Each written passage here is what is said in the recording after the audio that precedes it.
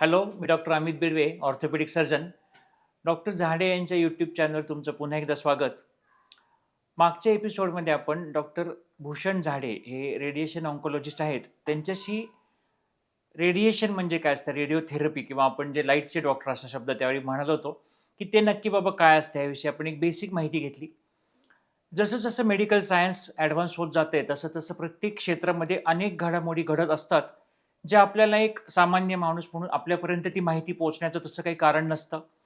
पण बऱ्याचदा आपल्याला हे ज्ञान कित्येकदा गरज नसलेली माहिती असण्याची यासाठी गरज असते, की आपल्या आजूबाजूला अशा कित्येक पेशंट असतात. आपण अशा एपिसोडमार्फत जेव्हा अशा 4 गोष्टी आपल्या कानावर पडतात आणि आपल्याला जेव्हा हे समजतं, तेव्हा आपल्याला भविष्यामध्ये कुठेही ही गोष्ट कळली, की अशी ट्रीटमेंट असते, तर आपल्याला कुठेतरी वाटतं, अच्छा हां, मी कुठेतरी ऐकलं होतं.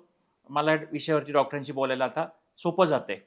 तर अशीच बऱ्याचदा ऐकायला वाटतं, की फार किचकट विषय आहे का? की आपल्याला समजेल का या गोष्टीचं? तर जास्तीत जास्त सोप्या भाषेमध्ये हे किचकट वाटणारे विषय आम्ही अशा चर्चेद्वारे तुम्हाला सोपे जातील, सहज समजतील असा करण्याचा ह्या पॉडकास्टमार्फत प्रयत्न करत आहोत. लोकांमध्ये हा जास्तीत जास्त अवेअरनेस म्हणजे कॅन्सर रिलेटेड ॲडव्हान्स ट्रीटमेंट काय आहेत, हा पसरत जावा, हा मुख्यतः ह्या पॉडकास्टचा हेतू असतो आणि त्यातलाच आजचा हा एक प्रयत्न आहे. आजचा जो विषय आहे तो जरा नावच मला ऐकल्यानंतर थोडंसं इंटरेस्टिंग वाटलं, की रेडिओ सर्जरी आणि सायबर नाईफ असं आजच्या टॉपिकचं नाव आहे. तर बाबा जेव्हा आम्ही ह्या एपिसोडची चर्चा केली, तर सायबर नाईफ म्हणजे खरं तर काय असतं हे फार इंटरेस्टिंग वाटलं आणि नक्की या एपिसोडमध्ये पहा. आपण डॉक्टर भूषण सरांच्या याच्यावरती तुमच्याच मनातले प्रश्न बोलून आणि यानंतर काही तुमच्या शंका असतील तर आपल्या कमेंट सेक्शनमध्ये नक्की कळवा. आम्ही पुढच्या एपिसोडमध्ये त्याची उत्तरं देण्याचा नक्कीच प्रयत्न करू. तर हॅलो सर. पुन्हा नमस्कार एकदा डॉक्टर. कशा आपण ह्या आहात तुम्ही? विषयावरती गप्पा मारत आहोत.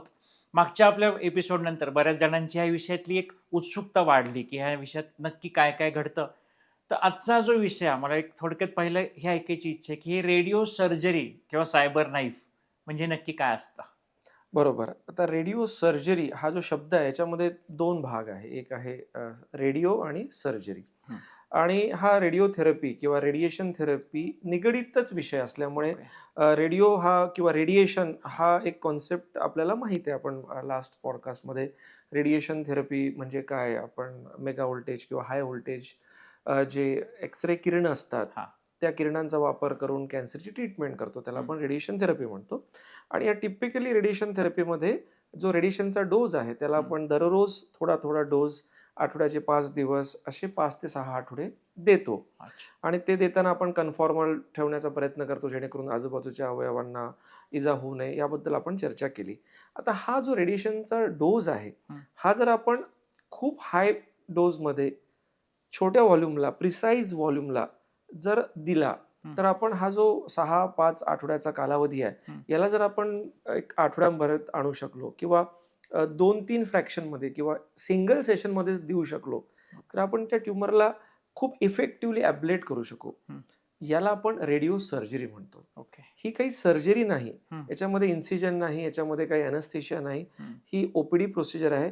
पण यामध्ये रेडिएशनचा खूप उच्च वापर केला जातो आणि त्याच्यामुळे त्याला सर्जिकल इफेक्ट आणण्याचा एक अच्छा. प्रयत्न केला जातो. त्याला ॲब्लेट केलं जातं, हां. म्हणून याला रेडिओ सर्जरी म्हणतात. बरं. आणि कसं झालंय, की प्राचीन काळ म्हणजे 1950 मध्ये लार्स लेक्सेल नावाचे एक स्वीडिश न्यूरोसर्जन होते. हां. त्यांनी पहिल्यांदा ही कॉन्सेप्ट आणली, हं. की ब्रेनमध्ये एका पर्टिक्युलर भागाला त्यांना ॲब्लेट करायचं होतं, लिजनिंग करायचं होतं, मूव्हमेंट डिसऑर्डरचा पेशंटला आणि त्यावेळेस त्यांना ते सर्जिकली शक्य नव्हतं. हं.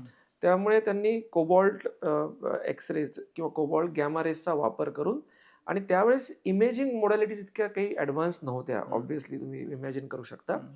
तर त्यामध्ये स्टिरिओस म्हणजे 3D कार्टेशियन कोऑर्डिनेट सिस्टमचा वापर करून त्या पर्टिक्युलर व्हॉल्यूमला, टायनी व्हॉल्यूमला रेडिएशन, गॅमा रेडिएशन किंवा कोबाल्टमधून निघणारे जे रेडिएशन असतात, त्या सहाय्याने त्याला ॲब्लेट केलं किंवा लिजनिंग केलं. त्यामुळे त्याचं नाव गामा एक्स-रे जे आहेत कोबाल्टचे आणि नाईफ म्हणजे सर्जरी केली, अच्छा. त्याचं नाव गामा नाईफ म्हणून असं आलं. अच्छा. एकदम सुरुवातीला आणि ट्रीटमेंट प्रोसिजर जी बनली, त्याला स्टिरिओटॅक्टिक रेडिओ सर्जरी असं नाव आलं. अच्छा. सो स्टिरिओटॅक्टिक म्हणजे काय? स्टिरिओस म्हणजे 3D, 3 डायमेन्शनल, टॅक्सिस म्हणजे टच आणि रेडिओ सर्जरी जे आपण आत्ताच बोललो. ओके. सो स्टिरिओटॅक्टिक रेडिओ सर्जरी असं नाव आलं. अच्छा. 1950, 60, 70 दशके ॲडव्हान्सेस टेक्नॉलॉजी बदल केल्या आणि आज आपण जे रेडिएशनचा हाय डोस वापर करून सेम ट्रीटमेंट करतो, त्याला अजूनही आपण स्टिरोटॅक्टिक रेडिओ सर्जरी अच्छा. किंवा स्टिरोटॅक्टिक बॉडी रेडिओ सर्जरी. कॉन्सेप्च्युअली जेव्हा सुरुवात झाली ती ब्रेनपासून झाली. ब्रेन हे फिक्स रिजिड असतं, त्याला इमोबिलाइज करणं सोपं असतं, त्यामध्ये टार्गेट फाइंड आउट करणं इझी असतं with the help of MRI. पण तो कन्सेप्ट हळूहळू बॉडीच्या दुसऱ्या भागांमध्ये पण लागू झाला. Recurrent head and neck cancers, lung tumours, lung metastasis, liver, prostate, bone आणि त्याचं नाव स्टेरोटॅक्टिक बॉडी रेडिओथेरपी SBRT असं झालं. युरोपियन कंट्रीजमध्ये त्याचं नाव SABR stereotactic ablative body radiotherapy. वेगवेगळे नावं, वेगवेगळे दशकं, वेगवेगळ्या जागा, पण कॉन्सेप्च्युअली इट्स रेडिओ सर्जरी. रेडिएशनचा वापर करून ॲब्लेटिव्ह इफेक्ट आणणे, रेडिओ सर्जरी. तर आता हा कन्सेप्ट आम्हाला कळला. एक बऱ्याचदा असा प्रश्न असतो की आता कुठल्या कुठल्या कंडिशन्स असतात ज्याच्यामध्ये हे सायबर नाईफचा वापर होतो? हो, तर रेडिओ सर्जरी ही ट्रीटमेंट फिलॉसॉफी आहे की हाय डोस रेडिएशनचा वापर करून आपण ॲब्लेटिव्ह इफेक्ट आणायचा. पण ही स्टिरोटॅक्टिक रेडिओ सर्जरी किंवा रेडिओ सर्जरी ट्रीटमेंट डिलिव्हर करण्यासाठी 2 गोष्टींची आवश्यकता आहे. सगळ्यात महत्त्वाचं एक आहे इक्विपमेंट. मग इक्विपमेंट फक्त मशीन सोबत मी रिलेट नाही करणार. इक्विपमेंट म्हणजे पूर्ण डिपार्टमेंट की त्यामध्ये मशीन, ट्रेन पर्सनल, इंडिकेशन्स, गाईडलाईन्सचा वापर, हे पूर्ण इन्फ्रास्ट्रक्चर याला मी नाव देणार. आणि दुसरं आहे पेशंट रिलेटेड फॅक्टर्स की ज्यामध्ये जो ट्यूमर आहे तो रेडिओ सर्जरीसाठी इंडिकेटेड आहे की नाही. मग आपण इंडिकेशन्सचा जर विचार केला तर ब्रेनमध्ये खूप जास्त इंडिकेशन्स आहे रेडिओ सर्जरीची किंवा सायबर नाईफ ट्रीटमेंटचे. यामध्ये खूप कॉमन पासून अनकॉमन पर्यंत जाऊ. सगळ्यात कॉमन इंडिकेशन आहे ब्रेन मेटास्टासिस. म्हणजे माझ्या डिपार्टमेंटला जी काही ट्रीटमेंट आपण करतो त्यामध्ये सगळ्यात जास्त रेडिओ सर्जरीचा वापर, सायबर नाईफचा वापर आपण ब्रेन मेटास्टासिसमध्ये करतो. त्यानंतर ॲकॉस्टिक शॉनोमा किंवा ट्रायजेमिनल शॉनोमास, फेशियल शॉनोमास, मेनिंजिओमास खूप जास्त नंबर आहे. पिट्युटरी ट्यूमर्स, पिट्युटरी ॲडेनोमासचा खूप जास्त नंबर आहे. त्यानंतर कमी थोडेसे अनकॉमनमध्ये आर्टरीव्हेनस मालफॉर्मेशन्स आहेत, ग्लोमस ज्युगुलेर्स आहे, समटाईम्स कॅव्हरनोमास आहे, डिफिकल्ट लोकेशनचे कॅव्हरनोमास आहे. या सगळ्या ट्यूमर्सचा आपण रिकरंट हाय ग्रेड ग्लायोमाज आहे, यामध्ये रेडिओ सर्जरीचा वापर आपण करतो. एक्स्ट्रा क्रॅनियल म्हणजे बॉडीमध्ये आपण लंग ट्यूमर्समध्ये याचा वापर करतो. Primary lung tumour early stage असेल तर, आणि सेकंडरी लंग कॅन्सर्स म्हणजे लंग मेटॅस्टासिस, लंगमध्ये खूप जास्त मेटॅस्टासिस होतात आणि त्यामध्ये जर लिमिटेड असेल, स्मॉल व्हॉल्यूम असेल तर आपण रेडिओ सर्जरीचा वापर तिथे करतो. लिव्हर, अर्ली हेपॅटोसेलुलर कार्सिनोमास किंवा portal vein thrombosis because of the tumour. Liver मेटॅस्टासिसमध्ये, रिनल सेल कार्सिनोमामध्ये लिमिटेड रोल आहे. प्रोस्टेटमध्ये खूप जास्त रोल आहे. प्रोस्टेट कॅन्सर्समध्ये आपण SBRT किंवा सायबर नाईफचा खूप जास्त वापर करतो. आणि ह्या 2 गोष्टी जेव्हा जुळतात, एक इन्फ्रास्ट्रक्चर जिथे ट्रेन पर्सनल, डेडिकेटेड डिपार्टमेंट आणि उच्च प्रतीचे इन्स्ट्रुमेंट्स, इक्विपमेंट्स आहेत आणि त्याचे सुटेबल इंडिकेशन्स आहेत, तेव्हा आपण त्याचा वापर करून पेशंटला इझी ट्रीटमेंट देऊ शकतो. इझी म्हणून का? सेम ट्रीटमेंट जर आपण रेडिओथेरपी पद्धतीने दिली तर ट्रीटमेंट 5 ते 6 आठवडे चालेल. मल्टिपल व्हिजिट्स करावं लागेल, त्याचे साईड इफेक्ट जास्त असतात. पण सायबरनेफ सारख्या ट्रीटमेंटनी त्याचे साईड इफेक्ट कमी होतात. फोकस ट्रीटमेंट होतं, कमी सेशन्समध्ये 3 ते 5 किंवा सिंगल सेशनमध्ये पण ट्रीटमेंट संपते आणि हे थ्रूआउट OPD बेसिसवर चालतं. त्याचा खूप जास्त कम्फर्ट पेशंटला मिळतो. आणि जेव्हा लोकांना बऱ्याचदा अशी एक शंका की कुठलं पण रेजची ट्रीटमेंट आहे किरण टाईप, तर तेव्हा काय होतं बाबा की आम्हाला ते जाणवणार का, दुखणार का, नाही, गरम वाटणार करेक्ट. का? हा प्रश्न बऱ्याचदा येतो की मला काय त्रास होईल ट्रीटमेंट घेताना. काय होतं, सिम्पल मी पेशंटला एक्सप्लेन करताना एक्झाम्पल वापरतो की तुम्ही तुमच्या लाईफमध्ये कधी ना कधी एक एक्सरे, छातीचा एक्सरे केलेला आहे किंवा एक CT स्कॅन केलेला आहे आणि जनरली याचा आन्सर हो असतं. मग तुम्हाला काय एक्सपिरियन्स आला त्यावेळेस? एखाद्या मशीनसमोर आम्ही गेलो आणि काहीतरी झालं नाही, झालं म्हणून बाहेर आलो. कारण की एक्सरे हे डोळ्याने दिसत नाही आणि शरीराला जाणवत नाही. जरी हे सांगताना पेशंट तरी साशंक असतो. थोडे असे उदाहरणं दिले की पेशंटला कळतं खरंच की नाही, एक्सरेच आहे तर ते दिसत नाही आणि जाणवत नाही. फक्त ट्रीटमेंट चालू असताना आम्ही पेशंटला इमोबिलाइज करतो की पेशंटनी हालू नये. मग ब्रेन असेल तर एक थर्मोप्लास्टिक मोल्ड असतं जे कस्टमाइज असतं. बॉडी असेल तर व्हॅक्यूम बॅग किंवा व्हॅकलॉक्स असतात, सपोर्ट्स असतात. पेशंटनी रिलॅक्स होऊन कम्फर्टेबली त्या इमोबिलायझेशन डिव्हायसेसमध्ये इमोबिलाइज व्हावं अँड दॅट्स इट. त्याच्यानंतर इन अँड आउट पेशंटला काहीही कळत नाही आणि पेशंट पूर्णपणे अवेक असतो. हा प्रश्न असतो. दुसरा प्रश्न असतो की मला भूल देणार का, ॲनेस्थेशिया देणार का? कारण की मला तर ते त्रास होईल, तो त्रास व्हायला नको म्हणून डॉक्टर काहीतरी अॅनेस्थेशिया देतील, असं काहीही नसतं. Completely in and out away treatment असतं. अजून एक दुसरी शंका लोकांच्या मनात बऱ्याच जसे की ह्याचे लॉंग टर्म दुष्परिणाम आमच्यावर काय होतात का? बरोबर. आता दुष्परिणाम हा जेव्हा शब्द येतो, तेव्हा दुष्परिणाम 2 प्रकारचे असतात. एक रेडिएशनचा डोस जिथे आपण देणार आहोत, त्याच्या व्यतिरिक्त दुसऱ्या जागी थोडासा तो डोस स्पिल होईल किंवा हं. त्यामुळे नॉर्मल टिश्यूजला ते डॅमेज होईल. त्याचा जो साइड इफेक्ट होईल, तो एक भाग झाला. हं. आणि सायबरनेट सारख्या रोबोटिक सायबरनेट म्हणजे बेसिकली काय, हे एक लिनिअर ॲक्सेलरेटर रोबोवर माउंट केलेलं आहे. हं. आणि त्यावर इंट्राफ्रॅक्शन म्हणजे ट्रीटमेंट चालू असताना एक इमेजिंग होत राहतं कंटिन्युअस. हं. आणि ते इमेजिंग रोबोला फीडबॅक देतं की जर काही पोझिशन पेशंटची चेंज झालेली आहे का, हां, हां. ट्युमरची जी मुवमेंट होत आहे because of respiration, because hmm. Of internal organ मोशनमध्ये, ओके. ती मुवमेंटचा फीडबॅक रोबोला जातो हं. आणि रोबो त्या मुवमेंट सोबत आपली ट्रीटमेंटची मुवमेंट अच्छा. सिंक्रोनाइज करतं. ओके. त्यामुळे आजूबाजूच्या टिश्यूला जाणारा dose as compared to other equipments, हं. अदर लिनिअर ॲक्सिलेटर हं. ज्यामध्ये नॉर्मल रेडिओथेरपी आणि राईट. थोडी बहुत रेडिओ सर्जरी होते, हं. त्याच्या कंपॅरिझनमध्ये यामध्ये जो नॉर्मल टिश्यूजला डोस जाणार असतो तो फार कमी असतो. ओके. त्यामुळे तो साईड इफेक्ट कमी होतो. हां. हा एक भाग. हं. दुसरा भाग, ज्या ट्युमरला आपण हाय डोस रेडिएशन देणार आहोत, त्या रेडिएशनमुळे त्या ट्युमरमध्ये काही चेंजेस येतील आणि त्या चेंजेसमुळे जो काही पेशंटची बॉडी त्याला रिॲक्ट करेल, हं. त्यामुळे होणारा जो इफेक्ट किंवा साईड इफेक्ट आहे तो, ओके. तर तो साईड इफेक्ट मॅनेज करणं सोपं असतं कारण की तो प्रेडिक्टेबल असतो की ट्युमरमध्ये या प्रमाणात या पर्सेंटमध्ये हे चेंजेस येतील, हं. हलकीशी सूज येईल किंवा हलकासा एडिमा होईल, त्याला आपल्याला मॅनेज करायचं आहे. ते जनरली आम्ही काउन्सिलिंग पेशंटला अगदी सुरुवातीलाच केलेलं असतं. आणि दुसरा जो भाग आहे की आजूबाजूला डोस झाल्यामुळे होण्याचा, तो टेक्नॉलॉजी आणि एक्सपिरियन्स आणि हां. डिपार्टमेंटचा जो काही एक्सपर्टीज आहे त्याने बऱ्यापैकी कंट्रोल होतो. अच्छा.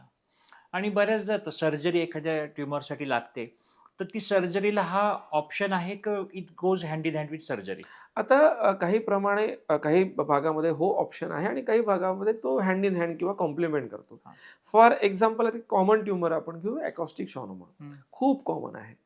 मोठा ट्युमर आहे ज्याला आम्ही कूस ग्रेड 4 म्हणतो, की ज्याने ब्रेन स्टेमला अगदी धक्का दिलेला आहे. फोर्थ व्हेंट्रिकल अगदी कॉम्प्रेस झालेला आहे. त्या कॉम्प्रेस झाल्यामुळे थोडं हायड्रोकेफलस वगैरे तयार झालेला आहे. हं. पेशंटला चालायला खूप ॲबनॉर्मॅलिटी, ज्याला इम्बॅलन्स झालेला आहे. हं. अशा पेशंटला आम्ही म्हणणार की तुम्ही सर्जरी करा. अच्छा. सर्जरीमध्ये जितका ट्युमर निघेल तितकं प्रेशर कमी होईल, हं. तितकं त्याचा क्वालिटी ऑफ लाईफ इम्प्रूव्ह होईल हं. आणि तो कम्प्लिटली निघणं कठीण असतं कारण की ते लोकेशन डिफिकल्ट आहे. हं. मग जो थोडा बहुत उरलेला ट्युमर आहे त्याला आम्ही रेडिओ सर्जरी देऊ, ओके. त्याची वाढ होणार नाही आणि असं ते कॉम्प्लिमेंट करतं ट्रीटमेंट एकमेकांना. हां. पण हाच जर ॲकॉस्टिक शॉनोमा अगदी छोटासा असेल, अच्छा. ज्याने ब्रेनला हलकासा धक्का दिलेला असेल हं. किंवा कदाचित जस्ट टच केलेला असेल, हं. तर मग त्याला सर्जरीचा ॲडव्हान्टेज ॲडिशनल कदाचित नाही आहे कारण की प्रेशर इफेक्ट्स नाही आलेले आहेत. तो तिथे आहे. अशा वेळी आपण त्याला डायरेक्टली रेडिओ सर्जरीचा वापर करून त्याची ग्रोथ आपण थांबवून देतो. तो जात नाही कारण की तो बेनाईन ट्युमर आहे, पण त्याची ग्रोथ थांबून जाते. आणि हे इतकं सेफ आहे की त्याची वाढचा जो खूप लिटरेचर याच्यामध्ये जर आहे, आपण बघितलं तर 90 ते 95% चान्स आहे की तो परत कधी वाढणार नाही. अच्छा. आणि क्रेनियल नर्व म्हणजे त्याची जी आवाज कॅरी करण्याची नर्व आहे किंवा त्याची फेशियल नर्व तिच्या जवळ आहे, त्याचं डिफिसिट्स म्हणजे प्रिझर्वेशन आपण म्हणतो, म्हणजे हं. जो काही प्रॉब्लेम झालाय तो झालाय, पण ॲटलीस्ट वाढणार नाही याचे चान्सेस 70 ते 80% असतात. आणि आता ही प्रोसिजर झाली सायबर नाईफची, तर ह्याच्यानंतर फॉलोअप कसा ठेवला जातो, की हे किती त्याच्यात फरक पडलाय आता हो, ह्याच्यात? आता इतके सायबर नाईफचे इंडिकेशन्स आहेत आणि प्रत्येक इंडिकेशनचा एक फॉलोअप वेगळा पॅटर्न आहे. त्यामुळे या प्रश्नाचं खूपच कॉम्प्रिहेन्सिव्ह उत्तर कदाचित मला देणं हं. या छोट्या वेळेत शक्य नाही. बरं. पण मी जर कॉमन इंडिकेशन्सबद्दल बोललो, जे ब्रेनची बेनाईन इंडिकेशन्स यामध्ये हं. शॉनोमाज आहे, मेनिंजिओमाज आहे. यामध्ये आपण पहिला MRI साधारणतः 6 ते 8 महिन्यात करतो. अच्छा. जर पेशंट असिम्प्टोमॅटिक आहे तर आपल्याला बघावं लागतं की त्यात कसे चेंजेस येत आहेत. हां. आणि मग इयरली आपण MRI करतो काही 2-3 वर्ष आणि एकदा काय त्यात चेंजेस सेटल झाले की मग आपण MRI करणं बंद करतो. अच्छा. पण जर पेशंटला काही सिम्प्टम्स आले, त्यामध्ये हलकीशी सूज आली, थोडं प्रेशर वाढलं, ट्रान्झिएंट असतं, स्टेरॉइडनी कंट्रोल होतं, पण त्यावेळेस आपल्याला बघणं गरजेचं असतं. हां. सो सिम्प्टम आहे तर आपण कधीही तो MRI करावा. ओके. मग तो लगेच का होईना आपल्याला करणं भाग आहे. सिम्प्टम नाही आहे तर बेनाईन कंडिशन्समध्ये आपण एक 6 महिन्यांनी तो MRI करतो आणि मग इयरली 2-3 वेळा करतो. मॅलिग्नंट इंडिकेशनमध्ये जर आपण ब्रेन मेटास्टासिस आहे, बेस स्कल कॉर्डोमास कॉन्ड्रोसार्कोमाच आहे, त्यामध्ये आपण थोडं लवकर MRI करतो, कारण की त्यामध्ये रिग्रेशन आपल्याला एक्सपेक्ट असतं हा. किंवा अजून काही ब्रेनच्या दुसऱ्या भागात काही सुरू आहे का हे, हा. तर आपण 6-8 महिने थांबू शकत नाही. आपण पहिला MRI 3 महिन्यात करतो. अच्छा. आता खूपच चांगल्या पद्धतीने आम्हाला आतापर्यंत ही माहिती मिळाली. शेवटी सर्वात की याच्या हे इतकं फास्ट ग्रो होणारं फील्ड आहे तुमचं, त्याच्याकडे भविष्यात तुम्ही आता काय म्हणून पाहता? हो, आता जसं रेडिओ सर्जरी हा जो कॉन्सेप्ट आहे, रेडिओथेरपी करणाऱ्या मशीन्सनी पण काही प्रमाणात रेडिओ सर्जरी केल्या जाते. अच्छा. पण जेव्हा आपण सायबरनेप सारख्या डेडिकेटेड सिस्टमबद्दल बोलतो, हम्म. ज्यामध्ये आपण फक्त रेडिओ सर्जरीच करू शकतो, रेडिओथेरपीचा स्कोप त्यामध्ये ठेवलेलाच नाही आहे, हम्म. तेव्हा आपण त्यामध्ये रिच फीचर्स बघतो की जे रेडिओ सर्जरीसाठी डेव्हलप केलेले आहे. हम्म. मग त्यामध्ये 6D ट्रॅकिंग म्हणा, कंटिन्युअस ट्रीटमेंट चालू असताना ट्युमरची मुवमेंट कॅप्चर करण्याची कॅपेबिलिटी, कॅप्चर केलेली मुवमेंट ॲनालाइज करून AIचे अल्गोरिदम जे ह्युमन आयला कॅप्चर करून प्रोसेस करायला आणि फीडबॅक द्यायला वेळ लागेल, तुम्हाला ट्रीटमेंटमध्ये थांबवावी लागेल, करेक्ट करावं लागेल, ह्या सगळ्या गोष्टी अल्गोरिदम इतक्या ऑटोमेटेड करतं आणि रोबोला रिअल टाईम फीडबॅक देऊन रोबो त्याला अडॅप्ट करून ट्रीट करतो.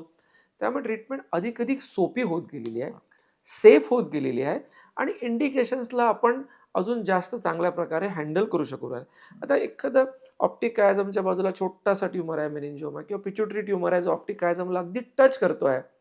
कदाचित जुन्या एक 10 वर्ष अगोदर मी म्हटलं असतं तुम्ही सर्जरी करा, त्याला थोडं दूर आणा आणि मग मी रेडिओ सर्जरी करेल. पण आता सायबरनेप सारख्या ट्रीटमेंटली हलकासा टच केलेला, हा खूपच कॉम्प्रेस केलेला असेल, व्हिज्युअल डिफिसिट आलेला आहे, मी म्हणणार नाही सर्जरीच करावं लागेल, पण जस्ट टच केलेला असेल, अगोदर सर्जरी झालेली आहे, परत सर्जरी करणं डिफिकल्ट आहे, अशाला आज मी रेडिओ सर्जरी चांगल्या प्रकारे करू. सो सेफ्टी प्रोफाईल खूप वाढलेला आहे. काही इंडिकेशन्स असतात, ट्रायजेमिनल न्यूरॅल्जी आहे, ऑफकोर्स सर्जिकल जी मेथड आहे मायक्रोव्हस्क्युलर डिकम्प्रेशन ती गोल्ड स्टँडर्ड आहे, पण काही लोकांना ती सर्जरी शक्य होत नाही, मेडिकल इश्यूज असतात, प्रिफरन्स असतो, त्यावेळेस आपण त्या रूट एंट्री झोनला ॲब्लेट करून तिथे पेन रिलीफ करू शकतो. हे जे फंक्शनल इंडिकेशन्स आहे, जे नॉर्मल रेडिओथेरपी मशीनवर जी रेडिओ सर्जरी त्यात तुम्ही करूच शकत नाही, ते आपण इथे इझिली करू शकतो. अच्छा.